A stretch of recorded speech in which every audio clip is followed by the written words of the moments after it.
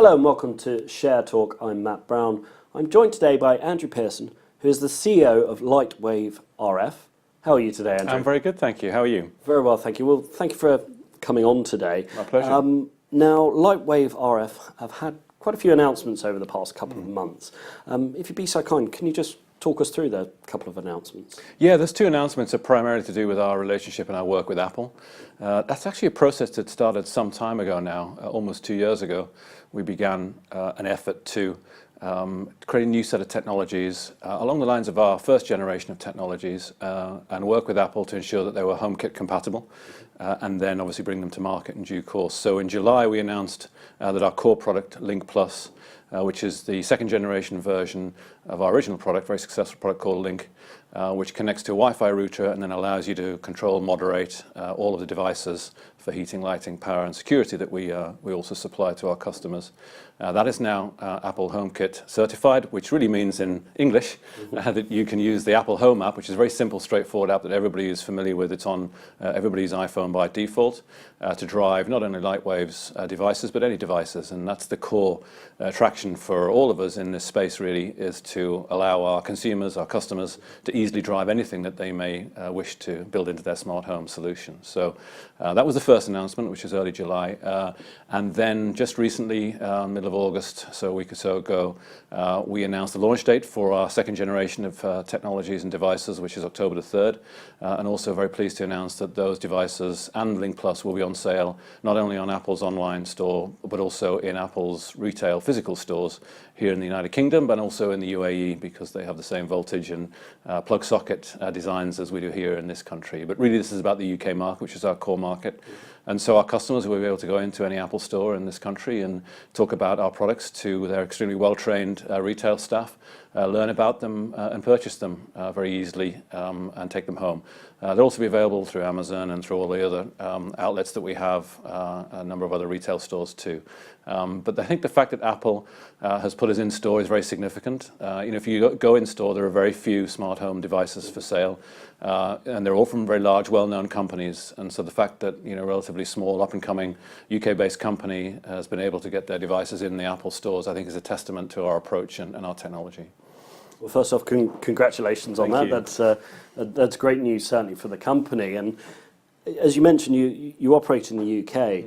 Now, obviously, getting into Apple stores and being available online. The first question from one of our viewers or investors is, if the company was suddenly to have multiple orders, what is your capacity to actually scale up production to fulfill that demand? Yeah, so we have a dual sourcing approach to the manufacture of devices. It's done both in the Far East and in Eastern Europe. And so we're able to balance demand that's placed upon us using that flexible approach. So obviously one is far shore, if you will, one is near shore. We can obviously use air freight if we need to. But really what this is all about is actually managing the process, by which I mean looking very carefully at the sell-through rates. We believe there'll be a significant hit on the first day. You can see from our Twitter feed and Facebook and so on that there's a number of our fans, people who really like our technology, have been waiting for this and will clearly just go out and purchase it. That'll settle down after a number of days, and then we'll look at the sell-through rate. In this day and age, you can get that data both from Apple via their logistics partners and obviously via Amazon directly, and also some of our other retail partners. You can get that data almost in real time now. So we'll look at the sell-through rates, and then we'll be able to manufacture accordingly and balance the logistics behind that to be able to fulfill demand. I don't think demand will literally explode, because it's not that kind of a product. The price points are in the tens of pounds. Link itself is over £100, £129 will be the price of that product once we announce that that it's we're taking orders for it, which is soon. And really that's not the kind of purchase that will literally explode in a day. So watching the sell-through rates for those kinds of price products in the first few weeks will allow us to manage the process accordingly and scale up. And how have you managed to get into bed with Apple? You've already mentioned a lot of major partners and other products that they have in their stores. How has Lightwave RF manage to do this and accomplish this? I think that's a great question. I think part of the process was before I was appointed CEO of the company, but obviously I'm aware of the history. We met with them around about 2 years ago and had a fairly lengthy set of discussions with some relatively senior executives about the way smart home technology should work. And through those relationships that we built as part of those conversations, I think we developed really good connections with the technical side of the business, both in Cupertino and also in Ireland, which is their regional centre of technology for Europe, certainly for smart home. A good example of that would be they actually changed one or two of the specification elements of the HomeKit certification process based on not only what we wanted to do, but on the science, the core science and technology, and the discussions we had with them to show them that some of the approaches that we had were good for the market. So the fact that kind of dialogue took place and they ultimately altered their specifications not only to accommodate us, but actually to realize that we were onto something interesting, is a sign, I think, of how seriously we were taken. And from then, we just built a relationship over time, initially technology-based. There's an awful lot of testing that goes on. The bar is high to get Apple HomeKit certification. It doesn't happen to every smart home vendor that you see out there. Imagine, yeah. So a lot of backwards and forwards testing of technologies, core ideas, products themselves, devices ultimately, once we manufactured prototypes, was done both in Ireland and in Cupertino. Various visits began to take place at a more senior level, including myself. I went out to Cupertino, to HQ, to meet their global smart home buying team. They also have a team in London here, in their office here. We met with those people regularly, and ultimately that led to an order, which was the trigger for the announcement on the 14th of August. So you mentioned the product being available in the UK and the UAE because of the similar voltage. Would you look to expand into other countries? Yeah, so another great question. Apple would wish us to do so. First things first, we need to get the UK launch underway, executed well, get the products out there, get them used, hopefully get some great reviews on Amazon and the other review sites, and then we'll look to really satisfy what they've asked us to do, which is to design European versions, obviously slightly different, from the point of view of the core voltage requirements, they're different. The core technology is very similar, but you have to manufacture different versions. The shape of the plug socket, of course, for the power devices is different. We have to do that. We can look to launch with them, hopefully if they place orders once we've done that work, subsequently. So it's not years away, but it's not simultaneously with this launch. So we're looking at moving into international markets, during next year, should we decide that's what we want to do. But right now the focus really is on, successful launch of this second generation of our technology here in the UK. Super. And you already mentioned getting the feedback from Apple and the logistics on first orders. When do you expect to release those details to the market? Yes, so I think early September, so 5th, 6th of September, we've got some announcements planned. There's a great deal of content to create to guide our current customers as to how they upgrade, how they mix and match, second generation and first generation. Second generation, has a lot of key capabilities that aren't there in the first generation. But the first generation is still a very valid set of devices, and you can mix together the two generations. We'll continue selling and supporting our first generation devices for quite some time. The initial devices, are in the lighting and power area. So, we'll be modernizing some of our other devices as well and making those Apple HomeKit compatible over the period ahead too. So there'll be a gradual process of releasing more and more second generation products, but we'll maintain and support the first generation too. It's a little like iPhones themselves. You can still buy an iPhone 5, right? And number 8 is supposedly coming out pretty soon, if the rumors are to be believed. So, and that's going to be the same approach with us. Many long-standing customers, and we're very loyal to them, and they are to us. So we'll continue to support them, and as Apple do themselves for their products for many years. And a question here about technology sharing partnerships. So how will Lightwave integrate with things like, for example, response alarms and ERA smart windows? Yeah, so there's a lot of work going on in that area in the past, and we have some plans for the future too. Specifically, we focus a lot on voice control-based integration to allow Alexa Google Assistant, and obviously Siri, control of our devices and our smart home solutions. We've begun to open up through APIs and the normal cloud-based software integration that you see is common in this day and age. Our technology platform to other providers. One of those is Era and the alarms that they produce and various other devices as well.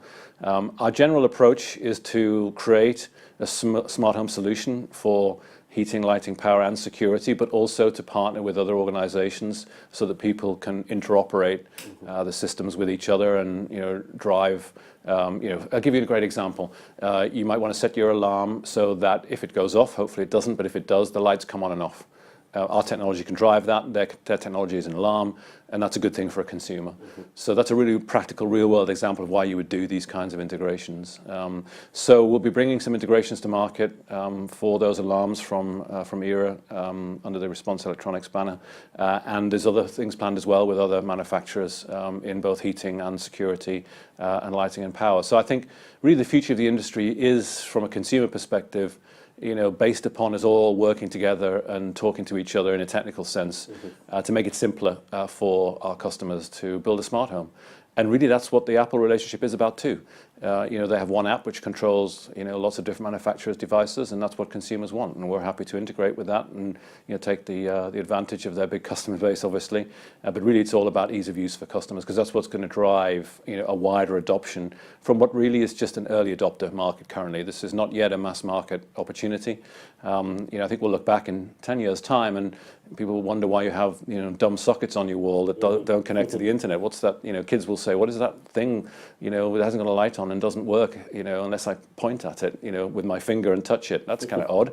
10 years' time, that's what will happen in homes. But between now and then, we have to make the market along with other vendors.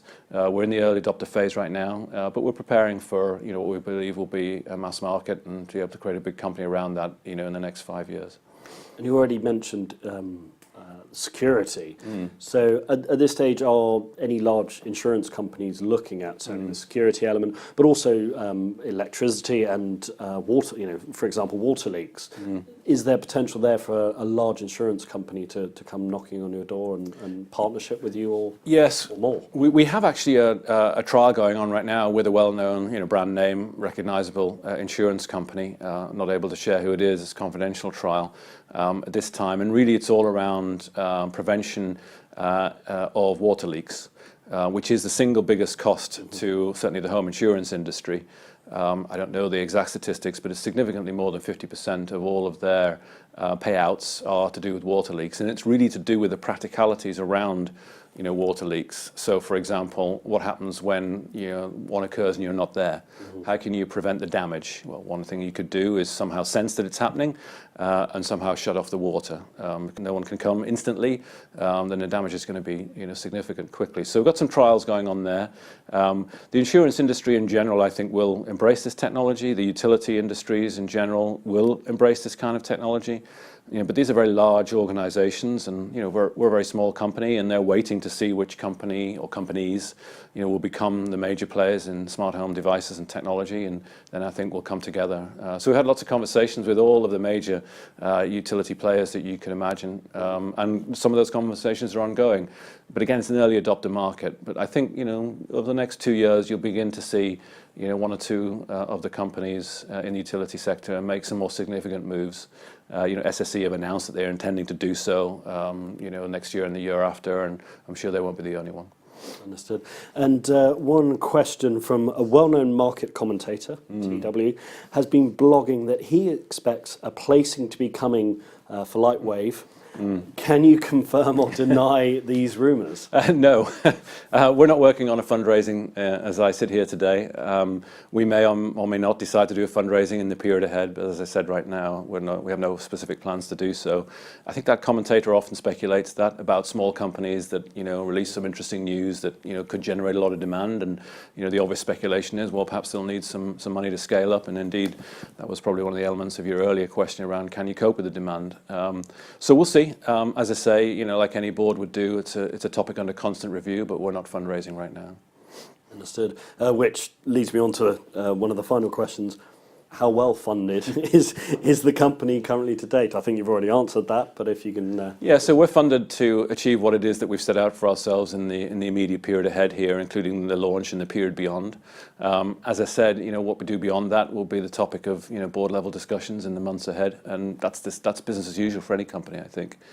So we have what we need for now, and being a manufacturing physical hardware business, we also have access to working capital type of funding. We've made announcements around that in the past as well, so people are very aware of that.